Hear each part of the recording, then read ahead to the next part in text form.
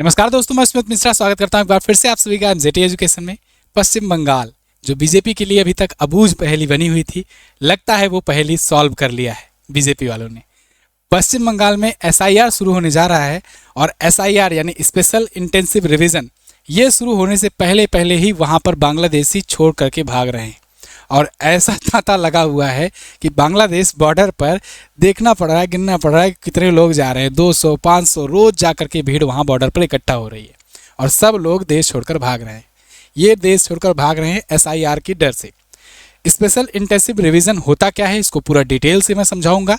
साथ ही साथ पश्चिम बंगाल में एसआईआर होने से कितना बड़ा लाभ होगा भारत के लिए भी, और उस रीजन में जियोपॉलिटिक्स के लिए, इसको पूरा डिटेल से मैं समझाऊंगा। काफ़ी इन्फॉर्मेटिव वीडियो होने वाली है, लाइक कर दीजिए। शुरुआत करते हैं वीडियो। देखिए, अभी स्पेशल इंटेंसिव प्रक्रिया शुरू करने का ऐलान किया गया है और उसके 24 घंटे के अंदर अंदर ही देखने को मिल रहा है कि यहाँ से सब बांग्लादेशी जो थे वो भाग रहे हैं। अब बांग्लादेशी पश्चिम बंगाल छोड़कर अगर भाग रहे हैं तो सबसे ज़्यादा फायदा वहाँ के लोकल्स को हो रहा है। इसके बाद इंडिया की सिक्योरिटी को भी हो रहा है और बाकी रीजन्स में भी हो रहा है। अभी मैं सब कुछ आपको समझाऊंगा। और हाँ, एसआईआर एक झांकी है, अभी एनआरसी बाकी है, क्योंकि एनआरसी भी जब होगा तो उसके बाद क्या होगा वो तो देखा ही जाएगा। अभी तो एसआईआर की प्रक्रिया में ही सब भाग रहे हैं। खैर, आप ये आर्टिकल देखो कि बंगाल में एसआईआर से घुसपैठियों में हड़कंप मचा है। सीमा पार जाने के लिए बॉर्डर पर इकट्ठा हुए हैं सैकड़ों बांग्लादेशी और रोहिंग्या। इसके अलावा एक और अच्छी भी खबर देखने को मिली एसआईआर की वजह से। एक सन था, एक बेटा था, वो मिसिंग फॉर 37 ईयर, 37 साल से बिछड़ गया था अपने परिवार से, और एसआईआर की वजह से एक मिरेकल ही हुआ कि दोबारा मुलाकात हो गई। तो कुछ अच्छी भी चीज़ें हो रही हैं और बांग्लादेशी भाग रहे हैं तो बहुत अच्छी ही चीज़ें हो रही हैं। खैर, अब एसआईआर के खौफ से क्यों भाग रहे हैं इसको समझेंगे। पहले थोड़ा सा मैप में देख लेते हैं लोकेशन क्या है और क्या यहाँ पर सिचुएशन चल रही है। तो आप दक्षिण एशिया के मैप में देखोगे, ये रहा अपना प्यारा भारत। यहाँ पर है एक बांग्लादेश, 1972 में बना और भारत की ही मदद से बना, लेकिन अभी भारत विरोधी गतिविधियां करने में कोई कसर नहीं छोड़ता। पश्चिम बंगाल से अगर बॉर्डर शेयर की बात करें तो भारत के कई राज्य इससे बॉर्डर शेयर करते हैं। जैसे वेस्ट बंगाल हो गया, आपको यहाँ से यहाँ तक दिख जाएगा, वेस्ट बंगाल बॉर्डर शेयर कर रहा है। मेघालय शेयर करता है, थोड़ा सा असम भी बॉर्डर शेयर करता है। इसके अलावा त्रिपुरा शेयर करता है, मिजोरम भी अपना बॉर्डर शेयर करता है। ये वो भारतीय राज्य हैं जो सबसे ज़्यादा पीड़ित हैं अवैध रूप से घुसे हुए बांग्लादेशियों से और रोहिंग्या मुस्लिमों से। 71 में जब इसको अलग देश बना दिया गया, यही दशा देखते हुए कि अवैध घुसपैठिए भारत में घुस रहे हैं, भारत में बहुत समस्या बढ़ रही है, तो इसको आज़ाद कराया गया पाकिस्तान को हरा करके। लेकिन उसके बाद भी यहाँ पर अवैध बांग्लादेशी घुसने कम नहीं हुए। अब कारण देखो, भारत और बांग्लादेश का जो बॉर्डर लगता है, लैंड बॉर्डर, ये 4096 किलोमीटर का है। मतलब इतना लंबा बॉर्डर समझो आप, भारत में सबसे लंबा बॉर्डर, लैंड बॉर्डर, बांग्लादेश के साथ ही शेयर होता है। इतने लंबे बॉर्डर पर पूरा फेंसिंग करा जाना पॉसिबल था नहीं और अभी भी नहीं हो पाया है। यही कारण है कि अभी भी अवैध घुसपैठिए घुस आते हैं खेतों वगैरह के माध्यम से। तो देखो, ये इसे फेंसिंग कहते हैं, जो इस प्रकार से ऐसे जाल लगा दिया जाता है। तो अब ये पॉसिबल नहीं है 4000 किलोमीटर तक इतना आसानी से हो जाना, मतलब बहुत बड़ा खर्च आएगा इस पर। तो देखा गया जहाँ जहाँ पर जियोग्राफिकली पॉसिबल था वहाँ कर दिया गया। जहाँ बीच में नदी पड़ गई या बीच में जो बहुत लंबा ग्राउंड पड़ गया वहाँ पर छोड़ दिया गया, बाकी जगहों पर कर दिया गया जहाँ से ज़्यादा घुसपैठिए आ रहे थे, सिचुएशन सही थी वहाँ पर, तो वहाँ फेंसिंग है। अब देखो, यहाँ पर ना 1700 किलोमीटर पर अभी फेंसिंग हुई है, 500 प्लस किलोमीटर अभी भी खुला है। हज़ारों लोग बांग्लादेश वापस अब एसआईआर की वजह से लौट रहे हैं। जब इनसे पूछा गया भाई कब से यहाँ रह रहे हो, तो बता रहे हैं 10 से 15 साल से रह रहे हैं, कोई कह रहा है 30 साल से रह रहे हैं, कोई कह रहा है 35 साल से रह रहे हैं, कोई कह रहा है 20 साल से रह रहे हैं। तो अब जब इनसे पूछा गया कि भाई वोट देते हो, कहें हाँ वोट भी देते हैं, आधार कार्ड भी बनवा करके रखे हैं, वोटर आईडी भी बनवा करके रखे हैं। लेकिन अब एसआईआर जब हो रहा है तो एसआईआर के डर से अब ये भाग रहे हैं, क्योंकि जो वो फर्जी वोट बनवाए हैं, वोटर कार्ड और आधार कार्ड, एसआईआर की प्रक्रिया में ये पकड़े जाएंगे। स्पेशल इंटेंसिव रिवीजन है क्या, इसको आइए समझते हैं, उसके बाद फिर डिटेल में बात करेंगे। स्पेशल इंटेंसिव रिवीजन ये चुनाव आयोग द्वारा कराया जाता है, समय समय पर 10-20 साल के अंतर पर कराया जाता है। लास्ट वाला जो हुआ था वो 2003-04 में हुआ था, तो तब से अब हो रहा है। मतलब आप समझो कि लगभग मोटा मोटा 22 से 23 साल बाद हो रहा है। जब 2003-04 में हुआ था तो उसमें यही अब कहा जा रहा है कि अब आपको 2003 वाला सूची से मिलाना होगा। आपके पेरेंट में कोई, आपके फैमिली का कोई, पीढ़ी दर में कोई का भी अगर नाम मिल जाता है तब तो आप यहाँ पर ठीक है रहोगे। अगर आपकी पीढ़ी में किसी का नाम नहीं मिलता है तो आप यहाँ से निकलो, और कोई प्रूफ दो अगर आपके पास है कि हाँ आप यहाँ के नागरिक हो, आप यहाँ पर रहते हो, तो वो प्रूफ दे दो, तो यहाँ पर रहो, आराम से वोट दो, कोई दिक्कत ही नहीं है। लेकिन बात यही है कि ये इन बांग्लादेशियों के पास ऐसा कोई प्रूफ है ही नहीं। ये जो भी बनवाए हैं वो सब फर्जी बनवाए हैं, तो ये गहन जो पुनरीक्षण है इसमें पकड़े जाएंगे, इसीलिए अभी यहाँ से भाग रहे हैं। अब स्पेशल इंटेंसिव रिवीजन ये करने की जिम्मेदारी किसको दी गई है? बीएलओ को, जो बूथ लेवल के ऑफिसर्स हैं उनको दी गई है जिम्मेदारी। प्रत्येक 1000 मतदाताओं पर एक बीएलओ नियुक्त किए गए हैं। अभी देश भर के 12 राज्यों में एसआईआर चल रहा है सेकेंड फेज के तहत। पहले फेज में बिहार में किया गया था। जब बिहार में हुआ था एसआईआर, तो उसमें आप स्थिति देखिए, बिहार में जब हुआ था तो 65 लाख से ज़्यादा लोग जो है इसमें बाहर हुए थे एसआईआर प्रक्रिया में, मतलब इनके वोट कटे थे, या कहें कि अब ये वोट नहीं दे पाए। अब आप समझो, ये वो 65 लाख थे, 65 लाख वोटर्स थे जिनकी वजह से एनडीए को प्रचंड बहुमत मिला। आप देखिए 202 सीटें आई। ये लोग वोटिंग डिसाइड करते थे। अब ये सही है गलत है ये बात मैं आप पर छोड़ दे रहा हूँ कि मतलब आप अपने देश में हो तो आपके देश के नागरिक वोट करें ना, क्यों विदेशी आकर के कोई आकर बांग्लादेशी आकर वोट करे। तो ये 65 लाख लोगों का वोट कटा। वोट दावे की आपत्ति के बाद 3,66,000 लोग घटे, जो दावे पर आपत्ति किए थे उनका कटा है। और उसके बाद 21 लाख मतदाता जुड़े, क्योंकि ये एसआईआर इसीलिए किया जाता है 10-20 साल में कि बहुत सारे लोग का नाम इसमें जुड़ता भी है, ऐड भी होता है, क्योंकि उसके बाद भी बहुत सारे लोग पैदा हुए होंगे, बहुत सारे लोग 18+ उसके बाद भी हुए होंगे। अब बंगाल की स्थिति थोड़ा सा देखते हैं। पश्चिम बंगाल में ममता बनर्जी का कहना है कि ये एसआईआर नहीं है, ये एनआरसी की साजिश है। एनआरसी में किसी अलग वीडियो में समझाऊंगा आपको, लेकिन यहाँ पर आप समझिए एसआईआर की वजह से जब बांग्लादेशी भाग रहे हैं, ये धमकियां तो दे रही हैं लेकिन कोई एक्शन नहीं ले रही हैं। ऐसा क्यों कर रही हैं? इसमें इनकी मजबूरी है या फिर इनके पास कोई ऑप्शन ही नहीं है? तो देखिए थोड़ा समझने का प्रयास कीजिए। ये जो अवैध बांग्लादेशी हैं, ये यहाँ पर रह रहे थे, फ़ायदा दे रहे थे इनको, इनका बड़ा वोट बैंक माना जाता है।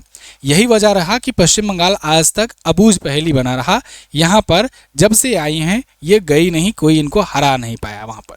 इससे पहले भी वहाँ कम्युनिस्ट गवर्नमेंट थी, लेकिन इनका अच्छा खासा वोट बैंक था वो। अब जब एसआईआर हो रहा है तो वो वोट दे नहीं पाएंगे। अब जब वो वोट दे नहीं पाएंगे तो इनकी द्वारा जो योजनाएं दी जा रही हैं या इनका जो भी वेलफेयर स्कीम्स वगैरह होगा, उसका लाभ उनको देने का क्या फ़ायदा जो वोट ही नहीं दे पाएंगे इनके लिए। इसीलिए कह रहे हैं भाई शांत मारे बैठे रहो, एसआईआर की वजह से जा रहे हैं तो जाने दो, क्योंकि एसआईआर के बाद ये लोग वोट तो दे नहीं पाएंगे। जब वोट नहीं दे पाएंगे तो इनके किस काम के। और उसके बाद दूसरा, वहाँ के अगर लोकल से बारे में पूछा जाए, चाहे वो मुस्लिम हो, चाहे हिंदू हो, चाहे जो भी हो, उनसे भी पूछा जा रहा है कि बांग्लादेशी भाग रहे हैं तो आप खुश हो कि नाराज। वो कह रहे हैं भाई हम तो बहुत खुश हैं, बहुत गदगद हैं। यहाँ पर ये लोग पूरा भीड़ मचाए रहते हैं। यहाँ का इनके पास ना सिविक सेंस है, रहने का ना तरीका है। इसके अलावा ये ऐसे ही झुग्गी झोपड़ियाँ बना करके रोड के किनारे कहीं पर भी रहते हैं, लंबे समय से रहते हैं, और वैसे ही सिचुएशन में अपने आप को दिखाते हैं हमेशा, कितना भी कमा लें, लेकिन वैसे ही सिचुएशन में ये रहते हैं। इसके अलावा ये इनकी वजह से ही बहुत जगहों पर चोरी और इन सब की घटनाएं, हत्याओं की घटनाएं, लूटपाट की घटनाएं भी देखने को मिलती है। मैं बहुत दूर नहीं जाऊंगा, आपको लखनऊ का केस बताता हूं। अभी आज का अखबार में था कि 7,000 से ज़्यादा लखनऊ नगर निगम में अवैध असम के लोग बताए गए कि इसमें असम के लोग काम कर रहे हैं, और वो सब जो असम का अपने आप को बताते हैं वो सब हैं बांग्लादेशी। तो इन पर 7,000 लोगों पर नगर निगम को आदेश दिया गया है कि इनकी जांच प्रक्रिया पूरी कराई जाए, इनका सबसे पहले एसआईआर करवाओ और पता लगाओ ये कहाँ के हैं। और ये नगर निगम के जो लोग हैं 7,000, ये क्या करते हैं, पूरे यहाँ पर लखनऊ भर में घूम घूम करके ये कूड़ा बटोरते हैं। हम लोग के यहाँ भी यहाँ पे आता है जो, तो बातचीत से भी लगता है, इनके एसेंट से भी पता चल जाता है। यहाँ के जो लोकल हैं, जो बड़े बड़े अधिकारी रह चुके हैं, जो वहाँ पर कभी असम में या पूर्वोत्तर क्षेत्रों में काम किए हैं, उनकी वीडियोस भी आप देखोगे, अक्सर देखने को मिलती है सोशल मीडिया पर कि इससे बात की और बात से पता चला कि इसका जो बोलने का तरीका है वो बांग्लादेशी है। ये बताता भले अपने आप को असमी है, तो यहाँ असमी बता करके रह रहे हैं, कूड़ा बिन रहे हैं। लेकिन जब देखेंगे कि 4 दिन गली का चक्कर लगाएंगे और देखेंगे इस 4 दिन से इस घर में ताला लगा है, 5वें दिन रात को कुछ भी हो सकता है, लूटपाट हो सकती है ना। क्योंकि सबसे बेहतर मालूम कूड़े वाले को ही रहता है कि रोज़ भाई यहाँ से कूड़ा उठा रहे हैं, आज नहीं उठाए, 3 दिन 4 दिन हो गया, यहाँ पर ताला लगा है, मतलब लंबी छुट्टी पर कोई गया है, या इस घर में कितने लोग रह रहे हैं, सबसे ज़्यादा इन लोग को पता होता है। तो इससे क्राइम भी बढ़ता है। तो ये भी एक छुपा हुआ इसका वो है जो जल्दी सामने मतलब इतना खुल करके नहीं आता है, लेकिन एक इसका ये भी पहलू है दिक्कत वाला, और वोट वाला तो सबसे बड़ा है ही। खैर, देश का इकलौता राज्य पश्चिम बंगाल है जहां पर आबादी 100% है लेकिन आधार कार्ड 104% बने हैं। आप सोचिए कि जैसे 100 लोग रहते हैं और आधार कार्ड के बारे में जब चेक किया जाता है कितने लोग को भाई यहाँ पर आधार कार्ड मिला है, तो पता लगता है 104 लोग हैं। ये 4% एक्स्ट्रा जो है ना, ये पश्चिम बंगाल की आबादी का 4% एक्स्ट्रा है। तो आप सोचिए कि कितना ज़्यादा होगा, कितना ज़्यादा फर्जी आधार कार्ड बना करके लोग रह रहे हैं वहाँ पर। अब बीजेपी का दावा यह है कि बंगाल में 1.8 से 2 करोड़ तक अवैध बांग्लादेशी घुसपैठिए हैं, क्योंकि सबसे नज़दीक यही पड़ता है।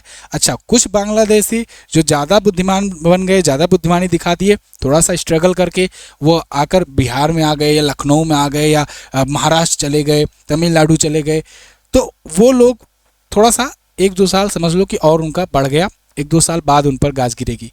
लेकिन वो लोग, क्योंकि उन पर कम शक करेगा कोई कि यहाँ से इतना दूर कौन आया होगा। अभी आपने देखा था सैफ अली खान पर जो अटैक हुआ था, बाद में पता चला था कि वो बांग्लादेशी निकला था। सोचो महाराष्ट्र कैसे पहुँचा वो।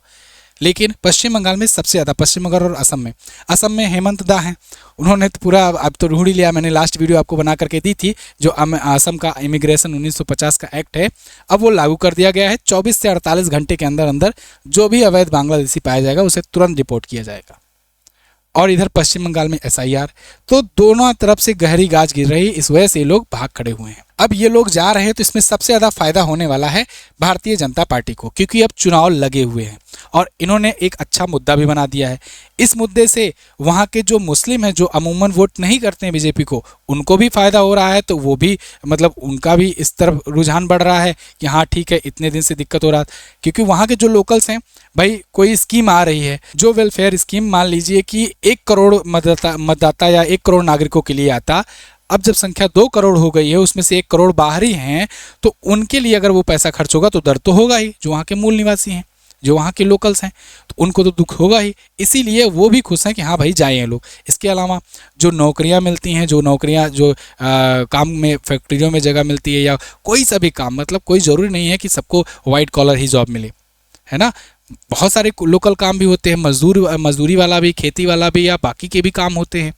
लेकिन जब ये लोग आ जाते हैं भयंकर मात्रा में, तो फिर ये सारे जो छुट्टे पुट्टे काम होते हैं वो इन लोगों को, जो लोकल्स हैं, उनको मिलना बंद हो जाता है। आप बहुत दूर न जाओ, आप एक एग्जांपल समझो। आपके घर में 4 रूम है, एक रूम में कोई दूसरे घर का आकर ज़बरदस्ती वहाँ पर रहने लगे और लोग आकर के किसी तरीके से उस पर कब्जा कर ले, तो आपको दुख होने लगेगा कि भाई इसको कब निकालो यहाँ से, ठीक है, कितना जल्दी यहाँ से निकालो, क्योंकि वो तुम्हारा घर है, वो तुम्हारा जगह है, वो तुम्हारे हिस्से में आता है। यही बात वहाँ पर है लोकल्स में। तो अब ये नब्ज पकड़ ली है गवर्नमेंट ने, और इसीलिए SIR अब तेज़ी से कराया जा रहा है। और प्लस एक प्रक्रिया भी है चुनाव आयोग की, जो 20-20 साल पर होती है। SIR क्या, जब प्रक्रिया हुआ, NRC तो नहीं लागू हुआ, लेकिन SIR जब शुरू हुआ तो वो समझो मिनी SIR का काम कर रहा है। TMC का अगर थोड़ा सा चुनावी गणित देखें 2021 का, तो जो ये तृणमूल कांग्रेस पार्टी है, मतलब कि ऑल इंडिया तृणमूल कांग्रेस इसका पूरा नाम है, ममता दीदी की पार्टी का, इसकी 213 सीटें आई थी, 47.9% वोट मिले थे 2021 के चुनाव में। भारतीय जनता पार्टी की 77 सीटें आई थी, लेकिन 38.1% वोट मिले थे। अंतर आप देखिए मात्र 10% वोटों का था। अब आप समझिए कि अगर 1 करोड़ फर्जी वोटर यहाँ से हट गए तो कितना बड़ा इम्पैक्ट आएगा। बिहार में 65 लाख लोग हटे और उसकी वजह से NDA को यहाँ पर बहुमत मिला। तो एक प्रकार से SIR से यहाँ सबसे ज़्यादा अगर लाभ होगा किसी को, तो वो BJP पार्टी को होने वाला है। इसीलिए गवर्नमेंट भी थोड़ा सा प्रेशराइज कर रही है कि भाई इसको सख्ती से और लागू किया जाए, और जो लोग निकलना चाह रहे हैं निकलो जल्दी से। अब SIR हो तो रहा है 12 राज्यों में, लेकिन सबसे ज़्यादा तकलीफ पश्चिम बंगाल को क्यों हो रही है? क्योंकि इनका कोर वोटर यहाँ से जा रहा है, जो एक तरफा मतदान करा करता था, लेकिन अब वो जा रहा है यहाँ से। खैर, इस पर अभी विधानसभा चुनाव भी है, मार्च से अप्रैल में होगा। बांग्लादेश में फरवरी में चुनाव लगा हुआ है। यूनुस ने कहा है, मोहम्मद यूनुस ने, कि वहाँ फरवरी में कराएंगे।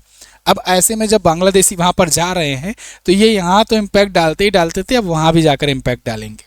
और दूसरा चीज़ ये फ़ायदा होगा, अब जियो पॉलिटिक्स पर आते हैं। अब तक तो पॉलिटिक्स था, जियोग्राफिकल के हिसाब से देखो कि जो ये लोकेशन है, ये लोग अगर जाएंगे बांग्लादेशी तो ये जाकर बसेंगे कहाँ पर? बॉर्डर एरिया पर ही बसेंगे। वापस जाएंगे तो इनका कोई घर ठिकाना तो था नहीं, जो 20 साल से 30 साल से वापस आए हुए हैं, यहाँ पर आए हुए हैं, तो ये जाकर के यहीं बॉर्डर एरिया में घुसेंगे, रहेंगे। अब बॉर्डर एरिया में जब जाकर के ये रहने लगेंगे, तो जो बॉर्डर एरिया जो कम आबादी हो गई थी, या मतलब कह सकते हैं कि कम घनी आबादी हो गई थी। वैसे तो बांग्लादेश सबसे ज़्यादा घनी आबादी वाला दुनिया का देश माना जाता है, लेकिन यहाँ पर जो कम आबादी हो गई थी उस वजह से यहाँ पर मिलिट्री बेस बनने की कोशिश थी, या चाइना का फंड लगाने की कोशिश थी कि चाइना का इन्वेस्टमेंट आएगा, सिलीगुड़ी कॉरिडोर को तोड़ेंगे वगैरह वगैरह। अब यहाँ पर झुग्गी झोपड़ियाँ बस्तियाँ बन जाएगी धीरे धीरे। भाई लोग जाएंगे तो रहेंगे ना वहाँ पे कहीं ना कहीं तो अब इससे जब लोग रहने लगेंगे तो इस सिलीगुड़ी कॉरिडोर थोड़ा सा और चौड़ा करने में आसानी होगी, स्ट्रेटेजिकली ये इंपॉर्टेंट होगा। तो एक तीर से दो निशाना इससे लग रहा है कि इससे तुम्हारे नागरिक तुम्हारे देश में पहुंचेंगे, और फिर जब वो देश में पहुंचेंगे तो कहीं ना कहीं रहेंगे, जहां पर रहेंगे झुग्गी झोपड़ी लगा करके, तो उस ज़मीन पर तुम अपना मिलिट्री बेस या जो चाइना का इन्वेस्टमेंट और चाइना का ज़्यादा वहाँ आधिपत्य बढ़ाने की कोशिश कर रहे हो, पाकिस्तान का कराने की कोशिश कर रहे हो बॉर्डर एरिया में, वो नहीं हो पाएगा, क्योंकि बॉर्डर एरिया में बस्तियाँ ज़्यादा हो जाएंगी। तो अब इस SIR की प्रक्रिया को आप कैसे देखते हो, आप कमेंट करके ज़रूर बताइएगा। क्या आपको लगता है इन बांग्लादेशियों को यहाँ से भगाना चाहिए या नहीं भगाना चाहिए? चुनाव आयोग की ये प्रक्रिया है, ये 20 साल 22 साल में 25 साल में हर बार होती आई है, और 2003 में भी हुई थी, अभी उसी का रिवीजन दोबारा चला जा रहा है। तो ये कानूनी प्रक्रिया है। बस ये समझो कि एक दवाई है जो ढूंढ निकाली गई है, और ये दवा बहुत अच्छे से काम कर रही है कि इसको बस अनाउंस किया गया, अनाउंस करने मात्र से ही सब लोग भागने लग गए हैं। यहाँ पर जो कीड़े मकोड़े होते हैं, जब उनको पता लग जाता है कि हाँ यहाँ फिनाइल डाल दिया गया, तो वो अपने आप ही उसके सुगंध से ही सुन करके भागने शुरू कर देते हैं। यही हाल यहाँ पर भी हुआ है। खैर, इस पर आपकी क्या राय है मैं जानना चाहूँगा, कमेंट करके ज़रूर बताइएगा। वीडियो अगर पसंद आई है तो इसको लाइक कीजिए, शेयर कीजिए अपने साथियों के साथ। अगर आप किसी एग्जाम से तैयारी कर रहे हैं तो MZT ऐप डाउनलोड करके उससे तैयारी कर सकते हैं। किसी भी गवर्नमेंट एग्जाम की तैयारी कर रहे हो तो सबके लगभग में वीडियो कोर्सेज अवेलेबल हैं, बहुत ही अफोर्डेबल प्राइस में वहाँ पर वीडियो कोर्सेज मिल जाएंगे, और फ्री में भी बहुत सारे स्टडी कंटेंट अवेलेबल हैं, उससे भी आप फ़ायदा उठा सकते हैं। Thank you so much. मिलेंगे अगली वीडियो में, तब तक के लिए नमस्कार, जय हिंद, वंदे मातरम।